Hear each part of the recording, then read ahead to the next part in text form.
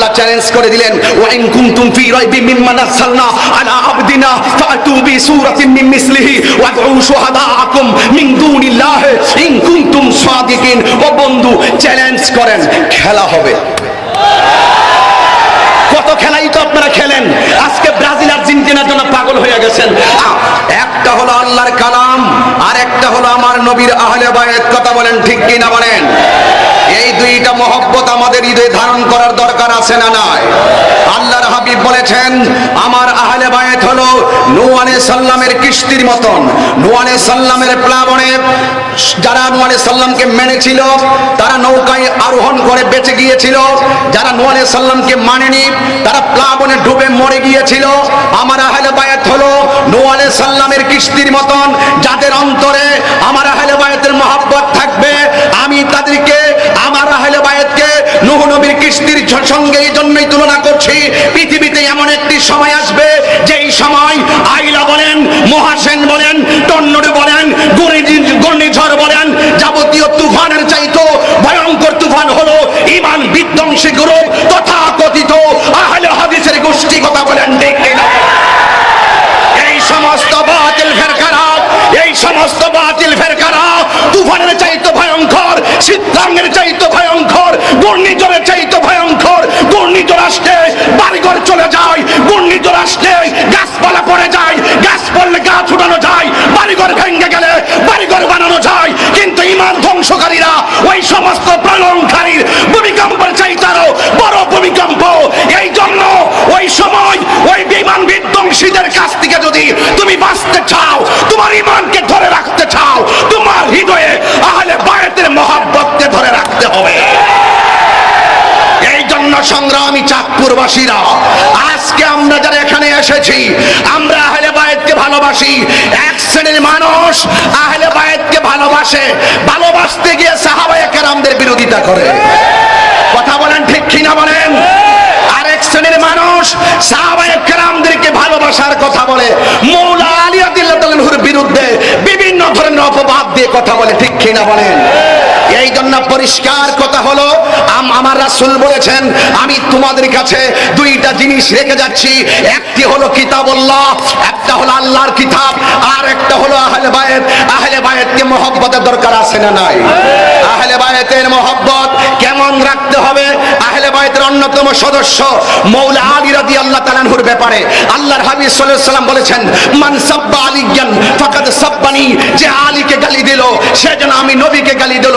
মান আযা আলিয়ান ফাকাদ আযানি, যে আমার আলীকে কষ্ট দিল সে যেন আমি নবীকে কষ্ট দিল।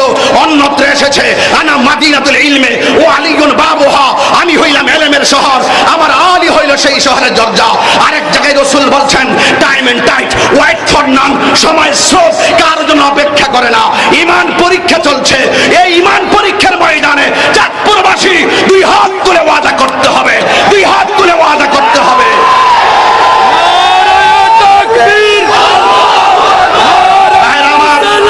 শোনেন, হাত তুলে ওয়াদা করতে হবে, বাঁচতে যদি হয় রাসূলকে নিয়ে বাঁচবো।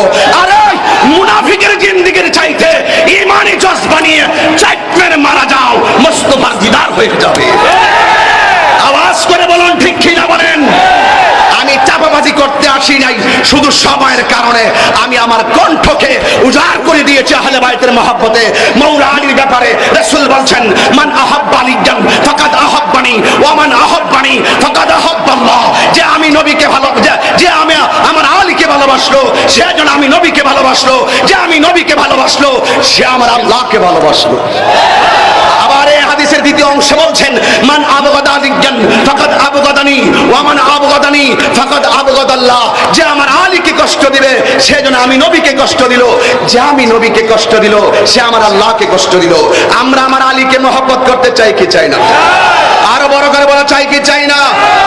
এই জন্য চাঁদপুরবাসীরা, আল্লাহর হাবিব বলেছেন, আলী হলো আমার কাছে তেমন যেমন করে মূসা আলাইহিস সালামের কাছে হারুন আলাইহিস সালাম যেমন। জোরে বলেন না সুবহানাল্লাহ। আরে বাবা, কোরআনের দিকে তাকালে ইবাদত, খানায় কাবার দিকে তাকালে ইবাদত, মা বাবার চেহারার দিকে তাকালে ইবাদত। riwayate এসেছে, সহিহ সনদে এসেছে, মৌলা আলীর দিকে তাকানো ইবাদত। তাহলে আমরা ওই আলীকে মহব্বত করতে চাই কি চাই না? ওই আহলে বায়াতকে মহব্বত করতে চাই কি চাই না? এই জন্য আমাদের বাংলাদেশে তথাকথিত কিছু সুন্নি নামধারীরা বিভিন্ন ভাবে ছলে বলে কৌশলে বাতিলদের সঙ্গে পারে না, ঘরের মধ্যে আগুন ঠিকই লাগাইতে পারে। কথা বলেন ঠিক কিনা বলেন? যারা হযরতে আমির মুআবিয়া রাদিয়াল্লাহু তাআলার বিরোধিতা করে, যারা পাশে আস্তে আস্তে অন্যান্য সাহাবায়ে কেরামদের বিরোধিতা করে, এই জন্য সুন্নি মুসলমান সোচ্চার থাকতে হবে। এই আন্তর্জাতিক চক্র মুসলমানদের মধ্যে দ্বন্দ্ব লাগিয়ে দিয়েছে।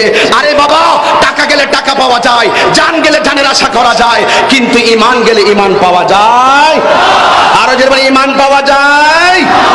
আপনাদেরকে আমি অনুরোধ করে বলবো, আমরা আমাদের আহলে বায়াতের মহব্বত রাখতে চাই কি চাই না? আরো জোরে বলেন, চাই কি চাই না? আরে বাবা, রাসূল যখন কোরআন তিলাওয়াতের কথা বলতেন তখন কাফেররা বলতো এটা তো নবীর বানানো। জোরে কন্না নাউযুবিল্লাহ। আল্লাহ চ্যালেঞ্জ করে দিলেন, ওয়া ইন কুনতুম ফি রাইবিন মিম্মা নাযালনা আলা আবদিনা ফাতু বিসূরাতিন মিন মিসলিহি ওয়াদউ শুহাদাআকুম মিন দুনিল্লাহি ইন কুনতুম সাদিকিন। ও বন্ধু, চ্যালেঞ্জ করেন, খেলা হবে। কত খেলাই তো আপনারা খেলেন। আজকে ব্রাজিল আর্জেন্টিনার জন্য পাগল হয়ে গেছেন। আজকে ওই সৌদি আরব জিতেছে, আপনি সৌদি আরবকে ইসলামের মতো করে ব্যবহার করতেছেন জিতার কারণে। আরে বাবা, খেলা তো হারাম, কোন হারামকে কেন্দ্র করে। আরে বাবা, এই আনন্দ তো তুমি ধর্মের সঙ্গে মিলাইতে পারো না, এই জন্য তুমি অন্ধ ভক্ত হতে পারো না। কথা বলেন ঠিক কিনা বলেন? কিসের সঙ্গে কি লাগাইতেছো, কিসের সঙ্গে কি বলতেছো? তুমি এতে ফান একটু সময়ের জন্য তুমি একটু সাপোর্ট করতে পারো। এই সাপোর্ট যদি তোমার নৈতিকতায় আঘাত আসে, এই সাপোর্টের ভিতরে যদি তোমার অন্ধত্ব থাকে, এই সাপোর্টে যদি এক ভাই আরেক ভাইকে মেরে ফেলে, এই সাপোর্ট আর এই অন্ধত্বের দরকার নাই। কথা বলেন ঠিক কিনা বলেন? আজকে আমি আসার সময় দেখেছি কিছু কিছু পোলাপান মাথার চুল কেটেছে এরি ক্ষেতের আইলের মতন চুল কেটেছে। জিজ্ঞাসা করা হয় এইভাবে চুল কাটলে কেন? এটা মেসির স্টাইল। এইভাবে চুল কাটলে কেন? এটা নেইমারের স্টাইল। নো, আমাদের মডেল কোন বিশ্বের প্লেয়ার নয়, আমাদের মডেল হলো রাহমাতুল লিল আলামিন। এই দুই হাত তুলে বলো ঠিক কিনা বলো? এই জায়গায় যদি থাকেন, মান আহাব্বা সুন্নতি ফাকাদ আহাব্বানি ওয়া মান আহাব্বানি কানা মাইয়া ফিল জান্নাহ। আরেক জায়গায় রাসূল বলছেন, আলাইকুম বিসুন্নতি ওয়া সুন্নাতিল খুলাফায়ে রাশিদিন আল মাহদিয়্যিন। এই জন্য আমার রাসূলের সাহাবায়ে কেরাম, নবীর আহলে বায়াত এবং আল্লাহ পাকের বিধান, নবী পাকের মহব্বতের প্রয়োজন আছে না নাই? আর